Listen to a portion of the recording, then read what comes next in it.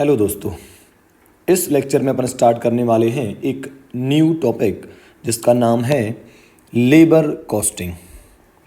ठीक है, labour costing. आइए देखते हैं क्या पढ़ेंगे हम इस चैप्टर में। तो सबसे पहले तो अपन ये समझते हैं कि ये जो लेबर होता है, लेबर कॉस्ट जो होती है, लेबर कॉस्ट, तो कौन सी लेबर कॉस्ट के बारे में मेनली हम इस चैप्टर में पढ़ने वाले हैं। तो यारो ऐसे समझिए कि जो लेबर होते हैं वो दो टाइप के होते हैं। एक तो होते हैं डायरेक्ट लेबर और दूसरा होता है इनडायरेक्ट लेबर।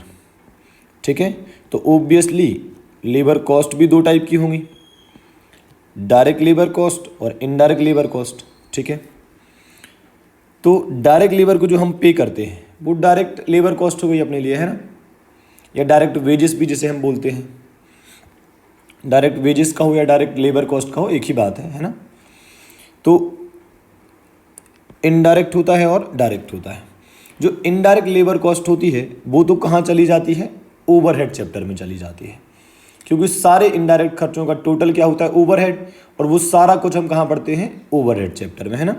तो यहाँ लिख रहा हूँ कवर्ड इन ओवरहेड चैप्टर या covered in the chapter of overhead. ठीक है, और जो डायरेक्ट लेबर है वही हम पढ़ने वाले हैं लेबर कॉस्टिंग नाम के टॉपिक में। मतलब जो आज हम पढ़ने वाले हैं वो मेनली हम डायरेक्ट लेबर के बारे में पढ़ेंगे। डायरेक्ट लेबर को होने वाली पेमेंट्स किस किस तरीके से हो सकते हैं ना, डायरेक्ट लेबर कॉस्ट का कंप्यूटेशन कैसे होता है। सो मेन जो थीम है वो चैप्टर का कहाँ रहेगा, डायरेक्ट लेबर कॉस्ट को कैलकुलेट करने पर, है ना।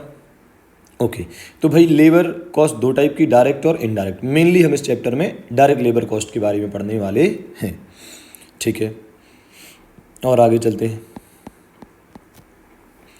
सेकंड थिंग अपन डिस्कस कर लेते कि इस चैप्टर में हमें पढ़ना क्या है, मतलब कवरेज क्या है इस चैप्टर का।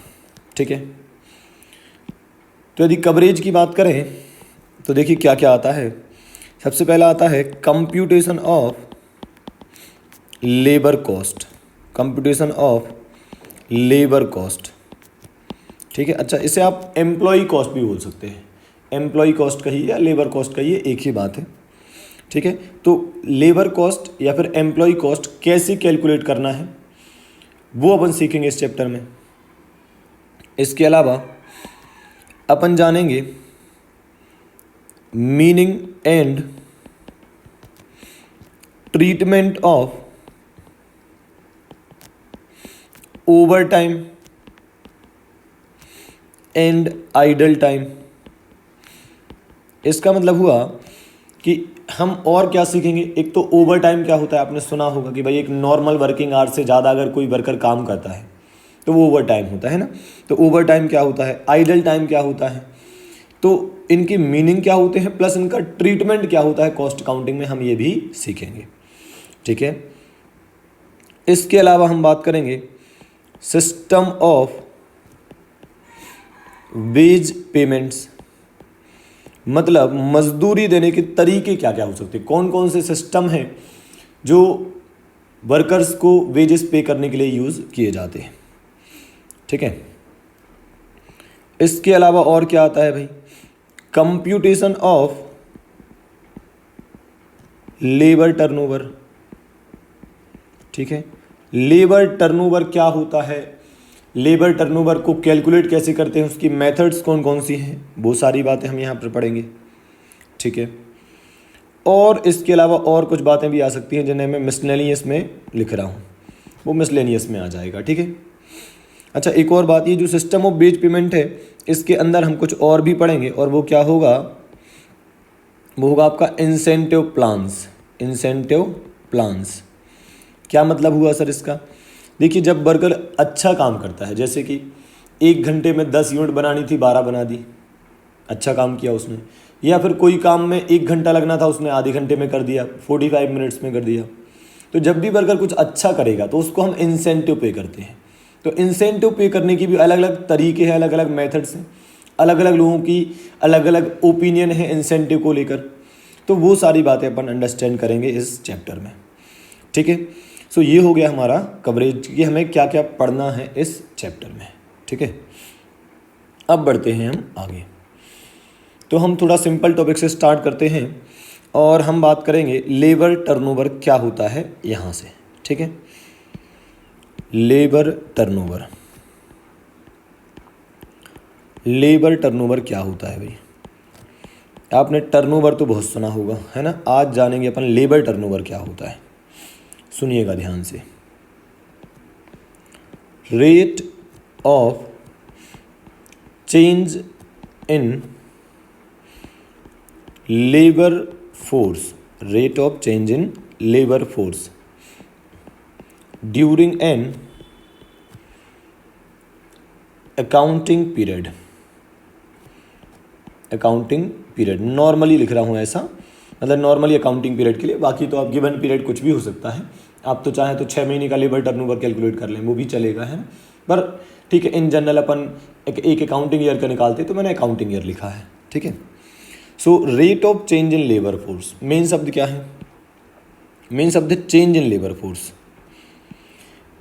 भाई अगर मैं कहूँ कि किसी एंटिटी में बार बार लेबर रिक्रूट करे जाते हैं, बार बार लेबर को हटाया जाता है, डिस्चार्ज कर दिया जाता है, या वो खुद छोड़कर चले जाते हैं, तो कहीं ना कहीं बार बार लेबर फोर्स चेंज हो रहा है, लेबर बार बार, वर्कर्स बार बार चेंज हो रहे हैं, तो हम कहेंगे कि उस ऑर्गेनाइजेशन का जो लेबर टर्नओवर है वो ज़्यादा है। और सपोज कोई ऑर्गेनाइजेशन है जिसमें एक भी लेबर ना रिक्रूट करा गया इस साल और ना ही कोई लेबर को हटाया गया है, ना ही कोई लेबर छोड़ कर गया, तो हम कहेंगे कि यार यहाँ का लेबर टर्नओवर जो है वो कम है, जीरो है, मतलब यहाँ पर वर्कर छोड़ कर नहीं जाते हैं। तो ये अच्छी बात है यार कि वर्कर छोड़कर नहीं जा रहे हैं। तो एक जनरल आइडिया रखिए कि लेबर टर्नओवर मतलब वर्कर्स का आना जाना, जितना ज़्यादा वर्कर्स का आना जाना होगा ऑर्गेनाइजेशन में, आना जाना मतलब समझ रहे हैं आप, रिक्रूट होना और छोड़कर जाना, जितना ज़्यादा ऐसा होगा हम कहेंगे उतना ज़्यादा उस ऑर्गेनाइजेशन का लेबर टर्नओवर रेशियो है। तो लेबर टर्नओवर का ज़्यादा होना कभी भी अच्छा नहीं होता है। क्यों अच्छा नहीं होता है? सिंपल सी बात है यार, बार बार लेबर छोड़कर जाएंगे तो आपको आपके प्रोडक्शन का लॉस होगा, नए वर्कर आएंगे तो उनको ट्रेनिंग देनी पड़ेगी, वो नुकसान होंगे, वो अच्छा आउटपुट नहीं बना पाएंगे क्वालिटी वाला, क्योंकि वो नए हैं, तो वो नुकसान होगा। ऐसे कई सारे लॉसेस होते हैं, है ना। सो लेबर टर्नओवर का ज़्यादा होना एक ऑर्गेनाइजेशन के लिए बुरा होता है, और इससे कॉस्ट भी ऑर्गेनाइजेशन की बढ़ती चली जाती है, प्रॉफिट का भी नुकसान होता है ना। ओके, अपन समझ लेते हैं कि क्या क्या कारण हो सकते हैं लेबर टर्नओवर के ज़्यादा होने के। तो देखिए यहाँ लिख रहा हूँ causes of labour turnover. Labour turnover के कारण क्या क्या हो सकते हैं, ठीक है। समझिए ध्यान से, बहुत आसान है, आप खुद भी जानते हैं। बताइए कोई लेबर क्यों छोड़कर जाएगा, किसी ऑर्गेनाइजेशन को कोई लेबर क्यों छोड़ेगा, है ना। तो अपन बोल सकते हैं जैसे कि lack of proper facilities, facilities proper नहीं है इसलिए लेबर छोड़कर चला गया, है ना। फिर लेस इंसेंटिव बोल सकते हैं अपन, उसको बोनस या इंसेंटिव कम मिल रहा है, या अपन ऑब्लिक करके लिख दे रहा हूँ सैलरी कम मिल रहा है उसे, इसलिए वो छोड़कर जा सकता है। या फिर अपन बोल सकते हैं कि ग्रोथ अपॉर्चुनिटीज़ कम है, so lack of growth opportunities, ठीक है। अब ग्रोथ का अपॉर्चुनिटी नहीं है तो यार इंसान छोड़ेगा ही, है ना। फिर अपन बोल सकते हैं कि वहाँ का माहौल अच्छा नहीं है ना। कई बार कोई फीमेल के लिए ऐसा हो सकता है कि यार वहाँ का जो वर्किंग एटमॉस्फेयर है वो उसे अच्छा नहीं लग रहा है, सो अपन बोल सकते हैं अनहेल्दी एनवायरनमेंट या एटमॉस्फेयर, ठीक है। इसके अलावा अपन बोल सकते हैं lack of social security schemes, जैसे कि पेंशन नहीं मिलेगा, या आपका कोई मेडिकल फैसिलिटी नहीं मिलेगी, या फिर ये तो खैर अदर फैसिलिटी में आ गया, मेनली जैसे पीएफ में कॉन्ट्री नहीं करते, पेंशन नहीं देते हैं वो, कोई भी और अदर फंड में पैसा जमा नहीं करते हैं आपके लिए, है ना, मतलब एम्प्लॉय के लिए। तो ये सब बातें हो जाती हैं। ऐसे और भी बहुत सारे कारण हो सकते हैं। एक जनरल डिस्कशन कर रहा हूँ मैं कि कोई लेबर क्यों ऑर्गेनाइजेशन को छोड़कर जाएगा, है ना। तो सैलरी कारण हो सकता है, वहाँ का एटमॉस्फेयर कारण हो सकता है ना, वहाँ की फैसिलिटीज़ कारण हो सकती हैं, ग्रोथ का ना होना, प्रमोशन ना मिलना, ये सब कारण हो सकते हैं ना। अच्छा, लेबर टर्नओवर ज़्यादा होने से क्या प्रॉब्लम होगी वो भी समझ लेते हैं। तो यहाँ लिख देता हूँ effects of high labour turnover. ये सब कई बार एग्जाम में पूछा भी गया है थ्योरी में, है ना। तो ध्यान से सुनिएगा, लेबर टर्नओवर ज़्यादा होने से क्या नुकसान है, क्या इफ़ेक्ट होंगे इसके। देखो क्या क्या नुकसान होंगे, सीक्वेंस में समझते हैं। पहली बात तो जब ओल्ड वर्कर मतलब जो अपने एग्जिस्टिंग वर्कर हैं वो छोड़कर जाएंगे, जब एग्जिस्टिंग वर्कर छोड़कर जाएंगे तो क्या होगा, हमें नए वर्कर रिक्रूट करने पड़ेंगे, तो रिक्रूटमेंट का खर्चा होगा, है ना। तो यहाँ लिख रहा हूँ रिक्रूटमेंट कॉस्ट। जैसे कि आप एडवर्टीज़मेंट निकालेंगे कि आपको वर्कर्स चाहिए हैं, है ना, और फिर उनके लिए इंटरव्यू वगैरह अरेंज करेंगे, ये सब में खर्चा लग जाता है कई बार, है ना। ओके, अब क्या है भाई, और कौन सा खर्चा हो सकता है। रिक्रूटमेंट कॉस्ट के अलावा जब वर्कर आएगा तो स्टार्टिंग में उसे कुछ खास आता नहीं होगा, तो उसे आपको ट्रेनिंग देनी होगी, तो हम कहेंगे ट्रेनिंग कॉस्ट, ठीक है। फिर थर्ड, आप सोचिए जब नया वर्कर आएगा तो वो उतना काम नहीं कर पाएगा जितना कि एग्जिस्टिंग वर्कर कर रहा था, क्योंकि उसे एक्सपीरियंस हो गया था, वो पहले से काम कर रहा है, उसे ज़्यादा अच्छा काम आता है ना। सो नुकसान हुआ काय का, क्वांटिटी ऑफ आउटपुट जो है वो क्या हो जाएगा, कम हो जाएगा, कम बना पाएंगे हम, है ना। रिक्रूटमेंट कॉस्ट बढ़ जाएगी, ट्रेनिंग कॉस्ट बढ़ जाएगी, आउटपुट कम बनेगा, है ना। और क्वालिटी ऑफ आउटपुट भी क्या होगा, गिर जाएगा। अब नया वर्कर उतना अच्छा थोड़ी बना पाएगा जितना एक एक्सपीरियंस वर्कर बना रहा था, है ना। सो क्वालिटी ऑफ आउटपुट भी गिरेगा। इसके अलावा अपन बोल सकते हैं ऑर्गेनाइजेशन की गुडविल का भी लॉस होगा, इमेज का लॉस भी होगा, है ना। तो गुडविल भी क्या होगी, कहीं ना कहीं ख़राब होगी।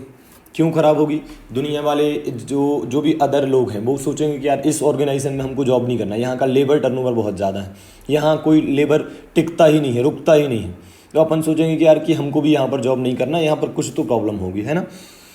सो ऐसे बहुत सारे खर्चे हो सकते हैं जो लेबर टर्नओवर की वजह से होते हैं। अगर पुराना वर्कर छोड़कर ना जाता तो शायद इनमें से कोई भी खर्चा ना होता, इनमें से कोई भी लॉस ना होता, ठीक बात है। सो ये हैं आपके reasons of labour turnover plus उसके इफ़ेक्ट कि क्या क्या नुकसान हो सकते हैं हाई लेबर टर्नओवर से, है ना। ओके, अपन लेबर टर्नओवर को कैलकुलेट करने की मेथड्स कौन कौन सी होती हैं, ठीक है। तो यहाँ पर अपन हेडिंग लिखते हैं methods of calculating labour turnover. Labour turnover को कैलकुलेट करने की मेथड्स कौन कौन सी होती हैं, ठीक है। तो टोटल 4 मेथड होती हैं लेबर टर्नओवर को कैलकुलेट करने की, ध्यान से सुनिएगा, ठीक है। पहली मेथड क्या कहती है, देखिए पहली मेथड है सेपरेशन मेथड, ठीक है। ये अलग अलग लोगों के अलग अलग ओपिनियन है, आप ऐसा मानकर चलिए अलग अलग ऑर्गेनाइजेशन में अलग अलग लेबर टर्नओवर कैलकुलेट करने की मेथड यूज़ की जा सकती है ना। तो एक होती है सेपरेशन मेथड, और इसके हिसाब से लेबर टर्नओवर कैसे कैलकुलेट करते हैं, देखिए यहाँ लिखते हैं number of workers separated, number of workers separated, ठीक है।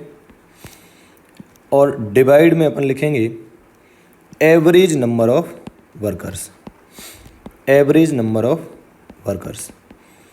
इसका मतलब क्या हुआ, इसका मतलब ये हुआ कि ऑन एन एवरेज पूरे साल भर में कितने वर्कर थे, और उन ऑन एन एवरेज वर्कर में से कितने वर्कर हैं जो छोड़कर चले गए, मतलब जिन्होंने ऑर्गेनाइजेशन छोड़ दिया या हटा दिया, कारण कुछ भी हो सकता है, यहाँ पर रीज़न मैटर नहीं करता है ना। अच्छा, एवरेज नंबर ऑफ वर्कर कहाँ से आएगा, एवरेज नंबर ऑफ वर्कर मतलब होता है ओपनिंग वर्कर्स, मतलब opening number of workers plus closing number of workers और डिवाइड बाय 2, तो ये एवरेज वर्कर निकल जाएगा। ठीक बात है। तो सपोज 1000 वर्कर ओपनिंग थे और क्लोजिंग है सपोज 2000 वर्कर, तो अपन कहेंगे कि on an average 1000 plus 2000 divide by 2, तो मतलब 1500 ऑन एन एवरेज वर्कर कहलाए, है ना। सो ऑन एन एवरेज कितने वर्कर थे, उसमें से कितने वर्कर हैं जो छोड़कर चले गए, तो आपका लेबर टर्नओवर निकल जाएगा सेपरेशन मेथड से। बहुत आसान है। अच्छा ध्यान रखिए, सेपरेशन में दोनों बातें कवर होती है। दोनों बातें कौन कौन सी?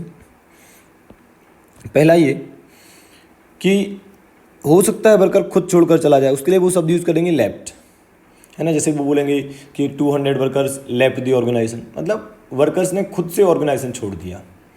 ठीक है। और एक और वर्ड यूज़ करेंगे डिस्चार्ज। डिस्चार्ज्ड मतलब वर्कर्स को हमने हटा दिया। तो रीज़न कुछ भी हो, ये इससे फ़र्क नहीं पड़ता। मैटर ये करता है कि कितने वर्कर इस बार ऑर्गेनाइजेशन को छोड़कर चले गए। हमने उन्हें हटाया था या फिर वो खुद से गए थे, वो एक अलग बात है, उससे हमें कोई मतलब नहीं है। ठीक बात है। सो ये थी हमारी सेपरेशन मेथड। सेकंड मेथड पर मूव करते हैं। सेकंड मेथड का नाम है रिप्लेसमेंट मेथड। रिप्लेसमेंट मेथड, देखिएगा रिप्लेसमेंट मेथड क्या कहती है। ठीक है, यहाँ लिख रहा हूँ रिप्लेसमेंट मेथड। आप समझ गए होंगे मतलब क्या होगा इसका। ठीक है, रिप्लेसमेंट मेथड में क्या होता है, नीचे वही आ जाएगा same, average number of workers. Average number of workers मतलब ऑन एन एवरेज कितने वर्कर थे, और न्यूमरेटर में क्या आ जाएगा, नंबर ऑफ वर्कर्स रिप्लेस्ड, कितने वर्कर हैं जिनको रिप्लेस किया गया। तो ये भी एक लेबर टर्नओवर कैलकुलेट करने का तरीका है। अच्छा, रिप्लेस का मतलब क्या होता है? रिप्लेस का मतलब होता है ऐसे वर्कर जो पुराने वर्कर की जगह पर आए हैं। जैसे मैंने 10 को हटाया और 10 नए वर्कर लाए, तो ये जो 10 नए वर्कर लाए हैं ये पुराने 10 की जगह पर आए हैं, तो इन्हें कहेंगे हम नंबर ऑफ वर्कर रिप्लेस्ड, है ना। अब जरूरी नहीं कि ये सेम ही हो, जैसे कि ऐसा भी हो सकता है कि हमने 5 वर्कर हटाए, ठीक है, और उसकी जगह पर 4 नए लाए, 4 वर्कर लेकर आए, तो 4 ही रिप्लेस हो जाएगा। जितने पुरानी के वो क्लियरली लिखेंगे कि इतने वर्कर हैं जो पुराने वर्कर को हटाया इसलिए लाए हैं, तो वो कहलाएंगे रिप्लेस, है ना। तो पुरानी की जगह पर नया इज रिप्लेसमेंट, है ना। सो इसको वो शब्द यूज़ क्या करेंगे मैं वो बता देता हूँ आपको, है ना। इसको वो शब्द यूज़ करेंगे workers recruited because of exits. Exits मतलब जो छोड़कर गए थे, तो जो वर्कर एग्जिट करे थे उनकी जगह पर जिनको रिक्रूट करा गया है वो कहलाता है आपका नंबर ऑफ वर्कर रिप्लेस्ड, है ना। सो रिप्लेसमेंट मतलब पुरानी की जगह पर जो नए आए हैं वो केवल रिप्लेस्ड होते हैं, है ना। क्योंकि ऐसा भी तो हो सकता है, आप समझने की कोशिश करिए, ऐसा भी तो हो सकता है कि हमने 10 वर्कर हटाए, अब 10 वर्कर की जगह पर अगर मैं 15 लेकर आया और ये क्लियरली लिखा है कि 15 workers were recruited because of exit of 10 workers, इसका मतलब 10 का रिप्लेसमेंट 15 से भी हो सकता है। हो सकता है ऐसा इसलिए हुआ हो क्योंकि जो पुराने 10 वर्कर थे वो बहुत काबिल वर्कर थे और उनकी सैलरी भी ज़्यादा थी। अब हमें लग रहा है कि जो काम वो 10 वर्कर करते थे अब वही काम 15 वर्कर कर पाएंगे क्योंकि ये उतने काबिल नहीं, तो हो सकता है हम 10 की जगह पर 15 को लाएं, 10 का रिप्लेसमेंट 15 भी हो सकता है ना। तो ये पता कैसे चलेगा कि रिप्लेसमेंट है, ये वो बताएंगे कि इतने वर्कर हैं जो एग्जिट की वजह पर एग्जिट की वजह से आए हैं, तो उन्हें हम कहेंगे रिप्लेस वर्कर, ठीक है। अच्छा, इसके अलावा और क्या हो सकता है? इसके अलावा ये हो सकता है कि सपोज 10 वर्कर हटाए और 15 आए, अब उन्होंने बता दिया कि 15 में से जो 10 हैं वो पुरानी की वजह से आए, मतलब एग्जिट वर्कर की वजह से आए, ठीक है। जिन वर्कर को हटाया गया था उनकी जगह पर आए हैं 10 वर्कर, और जो 5 और आए हैं बोले वो नए काम के लिए आए हैं, तो उन्हें हम कहेंगे fresh worker, new workers. So new worker या फ्रेश वर्कर मतलब जो नए काम के लिए आए। हो सकता है हमने कोई नया काम शुरू करा हो, काम को एक्सपांड कर दिया हो, इसलिए हमें नए वर्कर की ज़रूरत थी, तो वो फिर अलग हो जाएंगे, है ना। वो रिप्लेसमेंट में नहीं आएंगे। रिप्लेसमेंट में केवल कौन से आएंगे? जो वर्कर एग्जिट की वजह से आए, पुराने वर्कर की जगह पर जो आए हैं वो कहलाएंगे आपके रिप्लेस्ड, है ना। ओके, अब चलते हैं आगे अपनी अगली मेथड पर। अगली मेथड है फ्लक्स मेथड। क्या नाम है? Flux method. ये क्या कहती है देखिएगा, फ्लक्स मेथड। इसमें आता है नंबर ऑफ, या फिर डायरेक्ट लिख दे रहा हूँ, स्पेस कम है, नंबर ऑफ सेपरेशंस या नंबर ऑफ वर्कर रिप्लेस्ड है ना, तो यहाँ लिख रहा हूँ सेपरेशंस, नंबर ऑफ सेपरेशंस, कितने वर्कर छोड़कर चले गए, बोलो यार। प्लस आता है नंबर ऑफ असेशंस, असेशंस, ठीक है। और डिवाइड में क्या आता है, again average number of workers, मतलब ऑन एन एवरेज कितने वर्कर्स ऑर्गेनाइजेशन में थे, ठीक है। सेपरेशन मतलब नंबर ऑफ वर्कर्स सेपरेटेड, जो कि हमने पहली मेथड में पढ़ा था। असेशन एक नया वर्ड है आपके लिए, इसको ध्यान से सुनिएगा। असेशन मतलब क्या होता है?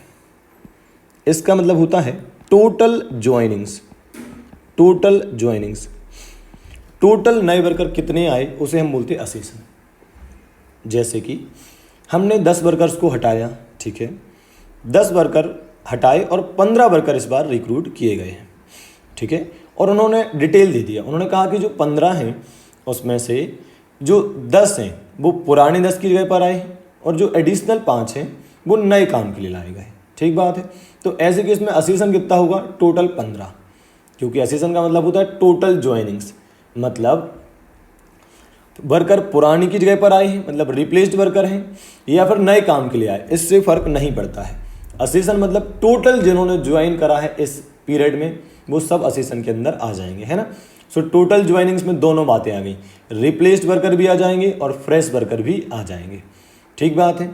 तो जैसे सेपरेशन में ये मायने नहीं रखता था कि हमने हटाया कि तुम खुद चले गए, ऐसे ही असेशन में ये मायने नहीं रखता है कि पुरानी की जगह पर आए हो या फिर नए काम के लिए आए हो, कैसे भी हो आपकी ज्वाइनिंग इस बार हुई है तो आप असेशन के अंदर काउंट हो जाएंगे, ठीक बात है। और सेपरेशन तो आप जानते ही हैं, तो number of worker separated plus number of accession divide by average number of workers. सारी मेथड सही है, डिपेंड करता है कि कौन सी ऑर्गेनाइजेशन को क्या ज़्यादा उचित लगता है, वो अपनी कंडीशंस को ध्यान में रखते हुए मेथड का यूज़ कर सकते हैं ना। अपन कोई लॉ तो पढ़ नहीं रहे कि यार, है ना, और अपना काम ये भी नहीं कि ये बताएं कि सही क्या है गलत क्या है, ये तो अपने अपने ऑर्गेनाइजेशन की पॉलिसी पर डिपेंड करता है कि किसको कौन सा मेथड लगाना है। ओके, अब एक अंतिम मेथड, लास्ट मेथड, ठीक है, और इसका नाम है न्यू रिक्रूटमेंट मेथड, ठीक है। क्या नाम है? New recruitment method, new recruitment method. Sir exam में यदि क्वेश्चन आया तो कौन सी मेथड लगाएंगे बताइए आप। देखिए, या तो वो खुद बताएंगे मेथड का नाम कि ये वाली मेथड लगानी है, अगर वो खुद नाम बताएं तो बहुत अच्छी बात है। यदि वो ना बताएं तो जो मेथड से आप आंसर निकाल सकते हो निकाल दीजिए, सारी मेथड लगानी है फिर आपको, है ना, या जो भी मेथड लगाना पॉसिबल है वो लगाइए, उनसे आंसर निकालिए। अगर उन्होंने क्लियरली बोल दिया कि फ्लक्स मेथड से आंसर निकालो तो केवल फ्लक्स से निकाल देना, है ना। ओके, न्यू रिक्रूटमेंट मेथड क्या कहती है, ध्यान से सुनिएगा। ये कहती है fresh number of workers, numerator में क्या आएगा इस बार? केवल फ्रेश नंबर ऑफ वर्कर्स, नए काम के लिए जो नए वर्कर आए हैं वो होते fresh number of workers. Denominator में अगेन क्या आ जाएगा आपका? Average number of workers. Average number of workers का सेम मीनिंग है जो एक बार मैंने बताया है, opening number of workers plus closing number of workers divide by 2, ठीक है। और फ्रेश वर्कर का मतलब मैंने बताया है आपको, क्या बताया है? New workers for new work, नए काम के लिए हम नए वर्कर लेकर आएंगे तो वो फ्रेश वर्कर्स कहलाएंगे, है ना, क्योंकि जो पुरानी की जगह पर आते हैं, ओल्ड की जगह पर जो आते हैं वो तो रिप्लेस्ड कहलाते हैं ना। Okay, so these are the 4 methods of calculating labour turnover, ठीक है। चारों में कॉमन क्या है कि डिनोमिनेटर में आपका एवरेज नंबर ऑफ वर्कर्स है और न्यूमरेटर में सिंपल जो मेथड का नाम है वही है। जैसे कि सेपरेशन मेथड में क्या है? Number of workers separated numerator में है। रिप्लेसमेंट में क्या है? नंबर ऑफ वर्कर्स रिप्लेस्ड है ऊपर। फिर फ्लक्स में दोनों हैं, सेपरेशन भी है, और रिप्लेस की जगह पर उन्होंने शब्द क्या यूज़ करा है, उन्होंने शब्द यूज़ करा है असेशन, क्योंकि रिप्लेस आता तो उसमें केवल कौन से वर्कर आ पाते, जो ओल्ड की जगह पर नए आए केवल वो आ पाते, पर उन्होंने वर्ड यूज़ करा है असेशंस, मतलब टोटल ज्वाइनिंग्स। अच्छा, एक और बात आपको बता दूं, आपको कई बुक्स में ऐसा भी मिल जाएगा कि separations plus replacement divide by average number of workers, ये भी अलाउड है। पर आपकी किताब में जितने भी क्वेश्चन फ्लक्स मेथड से किए गए हैं वो सब ऐसे ही किए गए जैसा कि मैंने यहाँ पर लिखा है। तो आपको मैं यही रिकमेंड करूँगा कि आप हमेशा यही यूज़ करें, separation plus accession divide by average number of workers, ठीक है। और न्यू रिक्रूटमेंट मेथड में नाम ही क्या है, न्यू रिक्रूटमेंट, मतलब जो नए वर्कर नए काम के लिए आए हैं वो न्यूमरेटर में, और divide by average number of workers. Okay, चलिए तो थोड़ा सा प्रैक्टिस कर लेते हैं अब इस लेबर टर्नओवर की, है ना। तो आइए अपन चलते हैं क्वेश्चंस पर। ये रहे क्वेश्चंस भाई, आ जाते हैं यहाँ पर अपन, ठीक है। और पहला क्वेश्चन ही हम करते हैं। क्या है भाई फर्स्ट क्वेश्चन, आइए देखते हैं। From the following information calculate labour turnover rate and labour flux rate, ठीक है। Number of workers as on 1/1/2013, मतलब ओपनिंग वर्कर्स 7600 है। Number of workers as on 31/12, मतलब दिसंबर में, एंड मंथ में कितने हैं 8400। एवरेज निकल जाएगा आसानी से, 7600 प्लस 8400 डिवाइड बाई 2, है ना। तो एग्जाम में अगर लेबर टर्नओवर आता है तो आपके मजे हो गए, बड़े आसानी से आप नंबर निकाल देंगे, है ना। ओके, फिर क्या है, during the year 80 workers left, अच्छा 80 वर्कर ने छोड़ दिया, वाइल 320 वर्कर डिस्चार्ज। तो देखो 80 वर्कर खुद से चले गए, शायद उनको ऑर्गेनाइजेशन पसंद नहीं आ रहा होगा, और जो 320 वर्कर हैं उनको डिस्चार्ज कर दिया गया। अब बताइए नंबर ऑफ वर्कर सेपरेटेड कितने होंगे, दोनों, मतलब 400। 80 खुद से चले गए, 320 को हमने हटाया, क्या फ़र्क पड़ता है, अल्टीमेटली ऑर्गेनाइजेशन कितने लोगों ने छोड़ा, 400 लोगों ने। अब हमारे कहने पर छोड़ा या खुद से छोड़ा वो एक अलग बात है ना। ओके, फिर क्या लिखा है, फिर लिखा है 1500 वर्कर्स वर रिक्रूटेड, कितने वर्कर हैं जो इस बार भर्ती किए गए, 1500, ठीक है। ध्यान से सुनिएगा अब जो पढ़ने वाला हूँ, उसमें लिखा है 300 workers were recruited because of exits. 300 workers were recruited because of exit, मतलब 300 वर्कर जो हैं, 1500 टोटल भर्ती किए हैं, उसमें से जो 300 वर्कर हैं वो पुराने गए थे इसलिए लाए गए हैं, मतलब 300 क्या हो जाएगा, रिप्लेसमेंट, ठीक है। एंड द रेस्ट, क्या लिखा है आगे, and the rest were recruited, मतलब जो बचे हुए 1200 वर्कर हैं वो रिक्रूट किए गए हैं in accordance with the expansion plan. हमने कुछ एक्सपांसन करा है, कुछ नया करा है, अपने काम को बढ़ाया है, उसके लिए हमें नए वर्कर चाहिए थे, इसलिए हमने वो 1200 वर्कर्स लाए हैं। तो मेरे हिसाब से क्वेश्चन आपको बिल्कुल क्लियर होगा, पर ठीक है मैं अभी करके दिखा भी देता हूँ आपको, ठीक है। तो अपन बात कर लेते हैं भाई सॉल्यूशन नंबर 1 की, ठीक है, सॉल्यूशन नंबर 1, ठीक है। चलो कौन सी मेथड लगाएं सर, उन्होंने एक तो फ्लक्स बोला है और साथ में बोला है लेबर टर्नओवर रेट, तो अब कौन सी मेथड से निकालना ये नहीं बताया, तो अपन क्या करते हैं, जो भी मेथड से निकाल सकते हैं वो सारी लगा देते हैं, ठीक है। तो पहली मेथड लगा देते हैं अपन सेपरेशन मेथड। सेपरेशन मेथड, इसमें क्या आता था, न्यूमरेटर में नंबर ऑफ वर्कर सेपरेटेड, तो सेपरेट कितने हुए हैं, 80 खुद से चले गए थे, 320 को हमने हटाया था, टोटल कितने गए 400, डिवाइड बाय एवरेज वर्कर कितने आएंगे, एवरेज अलग से निकाल सकते हैं अपन, कितना 7600 प्लस 8400 कितना आ जाएगा, ये 16000 आ जाएगा, डिवाइड बाय 2 करोगे तो आ जाएगा 8000, तो एवरेज कितना आ जाएगा 8000, ठीक है। अब आप इसे कैलकुलेट करके देख लीजिए, 400 डिवाइड बाय 8000, 400 डिवाइड बाय 8000, तो ये आ रहा है, परसेंट में चाहिए होता है सिंस हमें, तो इंटू 100 कर देते हैं, तो आ रहा है 5%, है ना। तो परसेंट में निकालने के लिए हम 100 से मल्टीप्लाई करते जाएंगे। सो 5% आ गया आपका सेपरेशन मेथड से आंसर।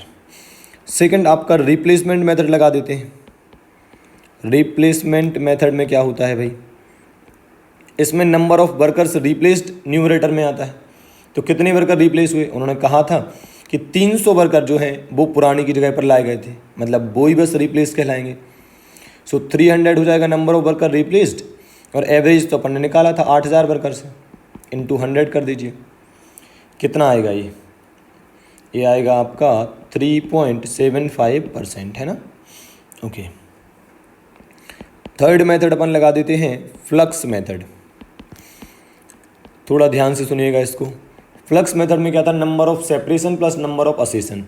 सेपरेशन कितना हुआ है, टोटल 400, टोटल सेपरेट कितने हुए हैं ऑर्गेनाइजेशन से 400, प्लस असेशन कितने हैं, मतलब टोटल ज्वाइनिंग कितनी हुई, टोटल ज्वाइनिंग कितनी हुई भाई, तो 1500 वर्कर टोटल आए थे। हमें इससे मतलब नहीं है कि 1500 में से 300 रिप्लेस थे, 1200 नए थे, टोटल ज्वाइनिंग तो 1500 हुई थी है ना, तो हमने 1500 ले लिया।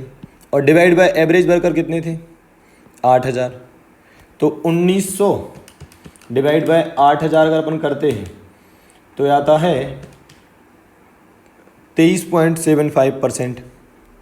ठीक है, तो कुछ लोगों का ऐसा मानना रहता है कि जब आप लेबर टर्नओवर रेट निकालते हैं तो आपको दोनों बातें कंसिडर करना चाहिए। भाई लेबर टर्नओवर मतलब वर्कर का आना जाना, तो जो गए हैं वो भी देख लो, जो टोटल आए वो भी देख लो, सब मिलाकर ओवरऑल आना जाना कितना हुआ 1900 वर्कर का। कितने वर्कर्स में, 8000 वर्कर में, तो 23% वर्कर का आना जाना हुआ है, ऐसा अपन बोल सकते हैं। ठीक है, फाइनली लास्ट मेथड भी हम लगा सकते हैं इसमें, न्यू रिक्रूटमेंट मेथड। ठीक है, और वो क्या बोलती है भाई, ऊपर आते हैं नंबर ऑफ फ्रेश वर्कर्स कितने थे, अपन ने पढ़ा था 1500 में से 300 तो पुरानी की जगह पर आए थे, मतलब 1200 नए वर्कर थे। तो नंबर ऑफ फ्रेश वर्कर हो जाएगा 1200 डिवाइड बाय एवरेज वर्कर हो जाएंगे 8000 इंटू 100। कितना आएगा ये, 1200 डिवाइड बाय 8000, तो यार है 15%। ठीक बात है, तो बड़ा आसान है, आप आराम से लेबर टर्नओवर निकाल सकते हैं। तो ये था हमारा क्वेश्चन नंबर 1। ठीक है, अब हम बढ़ते हैं आगे। अब चलते हैं अपन क्वेश्चन नंबर 2 पर, ये भी देख लेते हैं क्या है भाई इस बार। Accountant of your company had computed labour turnover rates for the quarter ended 30 September 2013 as 14%, 8% and 6%। आपने ध्यान दिया, ये जो रेट दिए हैं लेबर टर्नओवर के, ये क्वार्टर के हैं, तो भाई आप इसे ईयर में मत कन्वर्ट करने लगना है ना। मैंने कहा था लेबर टर्नओवर किसी भी गिवन पीरियड के लिए कैलकुलेट किया जा सकता है, तो इन्होंने एक क्वार्टर के लिए निकाला है। इनका आया है 14%, 8% और 6%। 14% आया है फ्लक्स मेथड से, 8% आया है रिप्लेसमेंट मेथड से, और 6% आया सेपरेशन मेथड से।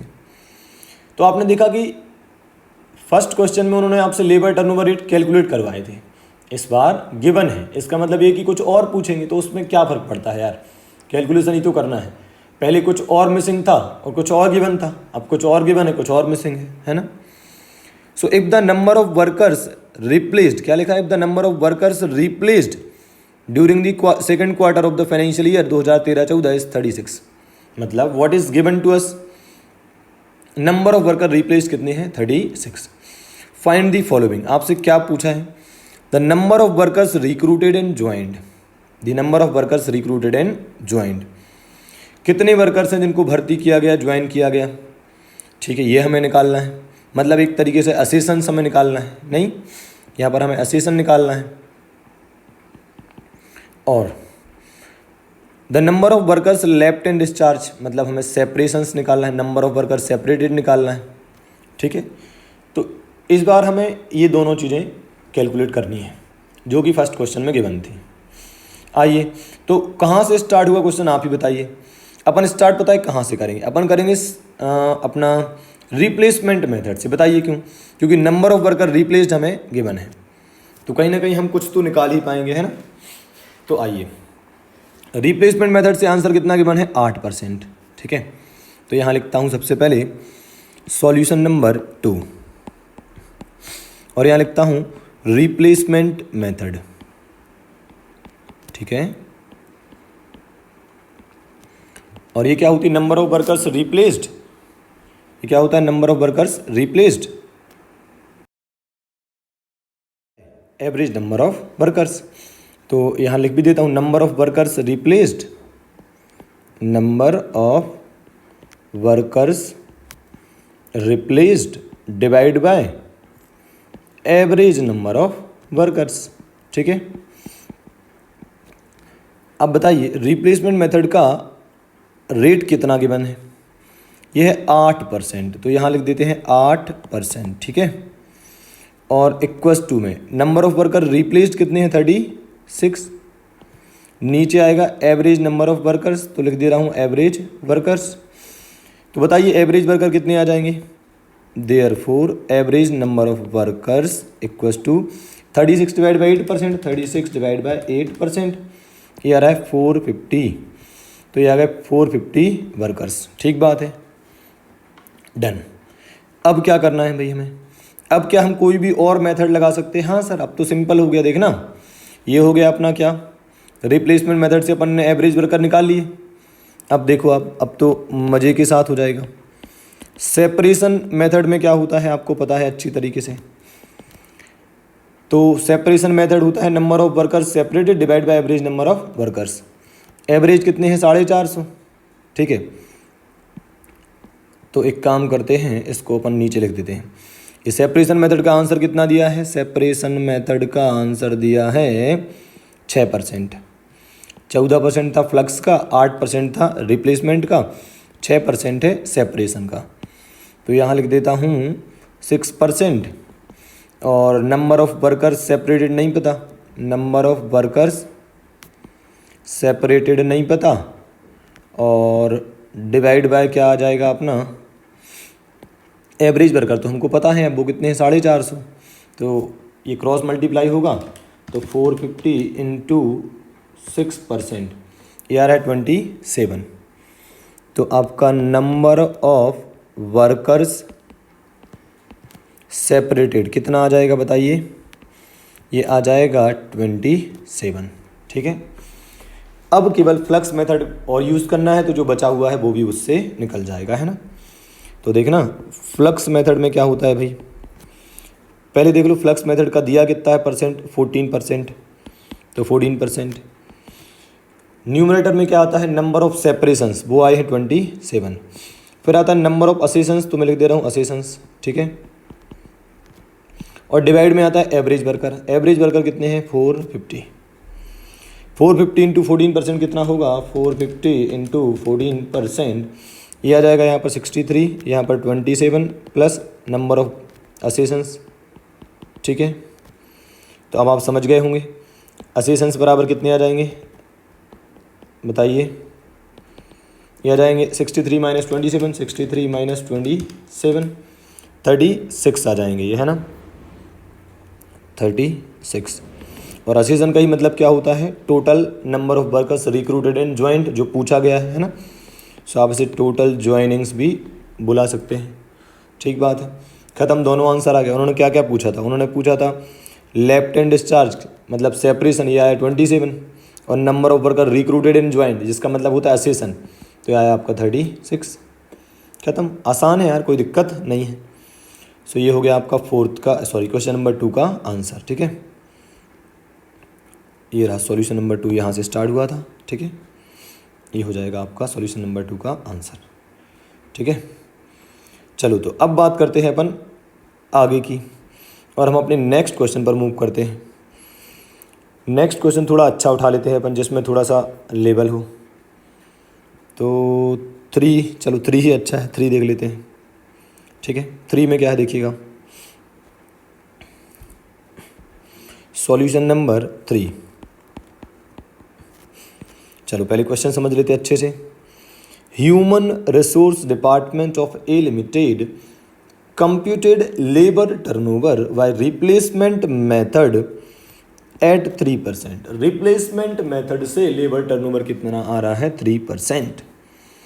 During the quarter fresh recruitment of 40 workers was made. नए काम के लिए नए वर्कर्स कितने आए? 40 वर्कर्स। ध्यान रखिए ये फ्रेश वर्कर हैं, है ना, रिप्लेस वाली नहीं है। फिर क्या है? The number of workers at the beginning and the end कितने कितने थे? बिगिनिंग में 990 और एंड में 1010। ठीक है, तो ओपनिंग वर्कर भी मिल गए और क्लोजिंग वर्कर भी मिल गए। आपसे पूछा है you are required to calculate the labour turnover rate by separation method and flux method. ठीक है, आ जाइए स्टार्ट करते हैं।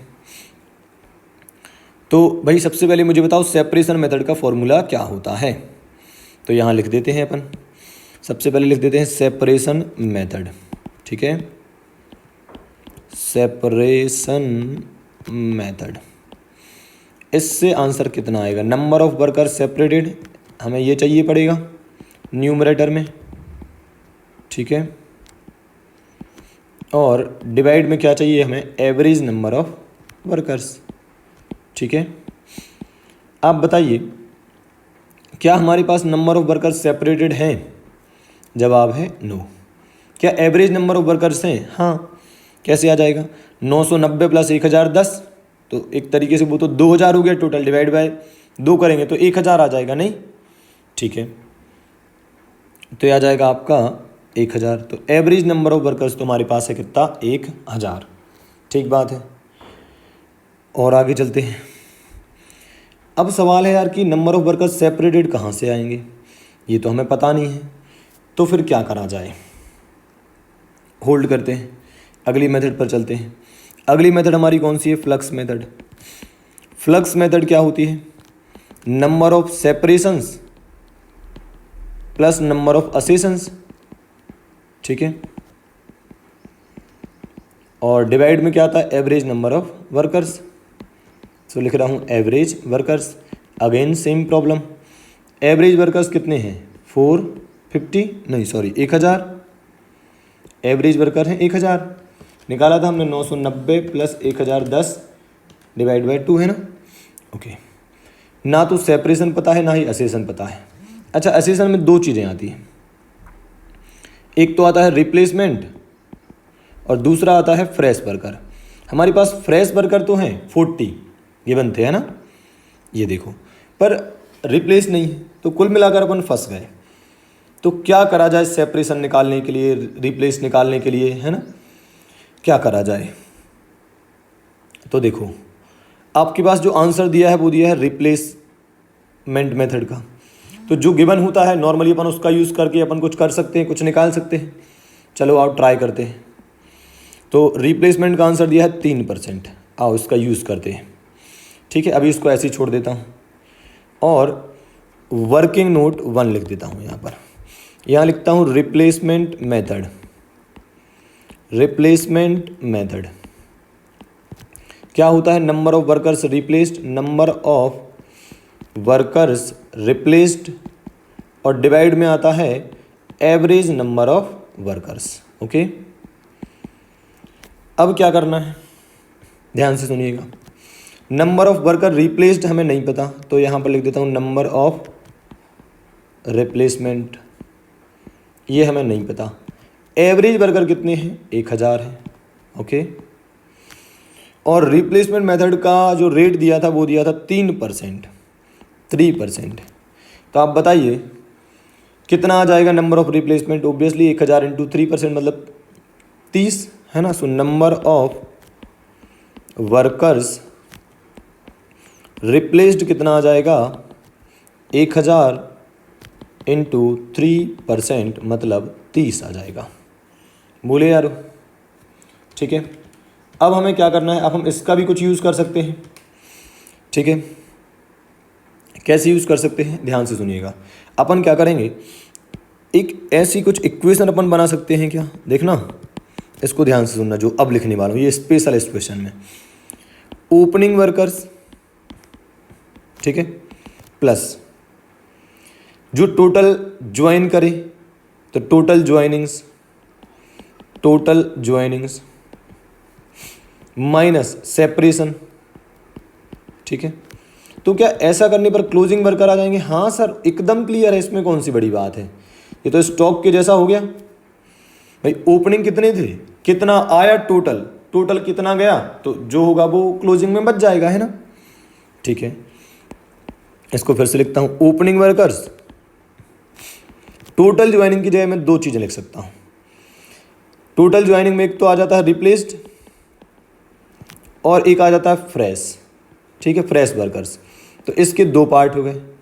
ठीक है, सेपरेशन को अभी एक ही पार्ट लिख रहा हूँ और ज़रूरत पड़ेगी तो अपन उसको भी तोड़ कर लिखेंगे। सेपरेशन में दो आते हैं, लेफ्ट एंड डिस्चार्ज, है ना। तो यहाँ आ जाएगा क्लोजिंग वर्कर्स, ठीक है। ओपनिंग वर्कर गिवन कितने हैं, 990। रिप्लेस अपन ने अभी अभी निकाला, कितना निकाला है, 30। अच्छा, कई बार ना लोगों का इस पर ध्यान ही नहीं जाता इस क्वेश्चन पर, और वो सोचते रहते कि मैं सेपरेशन कैसे निकालूं। अब देखो यार, सिंपल सी बात है, मैंने रिप्लेसमेंट निकाल लिया है, तो अब फॉर्मूला लगाने के लिए सेपरेशन और चाहिए तो काम हो जाएगा, है ना। तो देखो 990 प्लस रिप्लेस करे 30, फ्रेश कितने आए थे, 40, ये गिवन है क्वेश्चन में। सेपरेशन मुझे नहीं पता तो मैंने ऐसा लिख कर छोड़ दिया। क्लोजिंग वर्कर कितने हैं, 1010। चेक करो 1010 ही है क्या क्लोजिंग, हाँ सर 1010 ही है। इसको सॉल्व करते हैं, कितना आएगा ये 990, अच्छा ये पूरा जोड़ देते, 40 और 30 70 और 990, ये हो जाएगा आपका 1060, ठीक है। और 1010 इधर आएगा तो ओवरऑल ये आ जाएगा आपका 50, है ना। आप इसको सॉल्व करके देख लीजिए, आपके नंबर ऑफ सेपरेशन कितना आ जाएगा, नंबर ऑफ सेपरेशन आ जाएगा आपका 50, है ना। क्या करा मैंने, 990 30 हो गया आपका 1020 और 40 1060 और माइनस 1010 तो हो जाएगा 50। तो नंबर ऑफ वर्कर सेपरेटेड आ गया कितना आपका 50। अब क्वेश्चन पर वापस चलते हैं। अब हमें देखो क्या क्या मिल गया है। अगर मैं अब वापस आऊँ और कहाँ आऊँ, सबसे पहली मेथड पर, सेपरेशन मेथड पर, क्या मैं इसको कंप्लीट कर सकता हूँ, जवाब है सर हाँ। कैसे, नंबर ऑफ सेपरेशन अब हमारे पास अवेलेबल है, कितना है, अभी निकाला 50 तो ऊपर आ जाएगा 50, या परसेंट में चाहिए तो इंटू 100 कर देना तो आएगा 5%। ओब्वियसली 50 1000 का कितना परसेंट होता है, 5%, ठीक है। फ्लक्स मेथड लगा पाएंगे क्या, हाँ सर। सेपरेशन कितने हैं, नंबर ऑफ वर्कर सेपरेटेड कितने हैं, अभी निकाला था अपन ने 50। असेशन में क्या क्या आता है, रिप्लेस्ड और फ्रेश, तो रिप्लेस कितने हैं आपके, अभी निकाला था अपन ने, रिप्लेस है 30, ठीक है। और आपकी फ्रेश वर्कर कितने हैं 40, ये गिवन था, है ना। इनटू कर देंगे 100, तो 40 और 30 70 और 50 120 डिवाइड बाय 1000, है ना। 120 डिवाइड बाय 1000 तो ये आ जाएगा आपका 12%। ख़त्म हो गया क्वेश्चन, बड़ी आसानी से हो गया। सो मेन थिंग क्या थी इसके अंदर, ये इक्वेशन बनाना। आप देख लेना कहीं कैलकुलेशन एरर बस ना हुई हो, वैसे तो कहीं नहीं हुई है, पर ठीक है, अब इसका ध्यान आप थोड़ा सा रख लिया करो। चलो, तो ये क्वेश्चन समझ में आया आपको। मेन थिंग क्या है इसमें, इस इक्वेशन पे आप ध्यान दे देना, ओपनिंग प्लस टोटल ज्वाइनिंग मतलब टोटल कितने आए माइनस सेपरेशन तो आ जाता है क्लोजिंग वर्कर। उसको सॉल्व करोगे तो आप फाइनली नंबर ऑफ सेपरेशन निकाल लोगे। तो एग्जाम में अगर कभी आप अटक जाओगे तो वो शायद कारण यही बनेगा कि इक्वेशन पे आपका ध्यान ही नहीं जाएगा, आप सोचोगे पता नहीं कहाँ से निकालना है नंबर ऑफ सेपरेशन या कुछ और, है ना। ओके, सो ये आप नोट डाउन कर लीजिए, ठीक है। इस क्वेश्चन पे आर भी बना लेना, ये रहा इसका पूरा सॉल्यूशन, ठीक है। ओके।